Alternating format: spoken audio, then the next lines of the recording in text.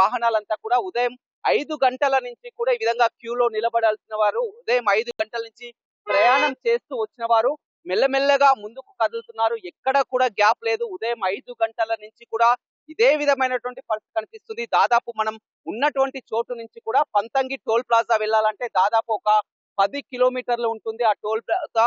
ఆ 10 కిలోమీటర్ల మేర కూడా రోడ్ల తరబడి కూడా ఈ విధంగా వేలాదిగా వాహనాలు ప్రయాణిస్తూనే ఉంటాయి. ఇంకా 14వ తారీఖు సంక్రాంతి కాబట్టి 12 సాయంత్రం 12 రాత్రి వరకు కూడా 13 వరకు కూడా ప్రయాణించాలంటే ప్రతి రోజు కూడా 60,000, 70,000, 80,000 వాహనాల వరకు కూడా ఈ ఇరుకైన మార్గంలో ప్రయాణిస్తే ఏ విధంగా ఉంటుందో అర్థం చేసుకోవచ్చు. ఈసారి గతంలో కంటే అత్యధికంగా ఎక్కువగా ట్రాఫిక్ కొనసాగుతుంది. అందుకు కారణం 4 వీలర్స్ కూడా భారీగా పెరిగిపోవడం, ప్రతి ఒక్కరూ సొంత వాహనాలు ఉపయోగిస్తుండడం, సొంత వాహనాలకు తోడు ఈ హైవే పై నేషనల్ హైవే కావడంతో లారీలు, పెద్ద పెద్ద ట్రక్కులు, బస్సులు మొత్తం కూడా ఈ ఇరుకైన రోడ్లో ప్రయాణం చేయాలంటే ఆ నరకయాతన పడే బదులు కూడా ఇప్పటికైనా వాహనదారులు ప్రయాణం చేయాలంటే వారు ప్రత్యామ్నాయ మార్గాలు బిగ్ టీవీ ప్రేక్షకులు కానీ మొత్తం కూడా సంక్రాంతి పండగకు వెళ్లే వరకు ఉన్నారు.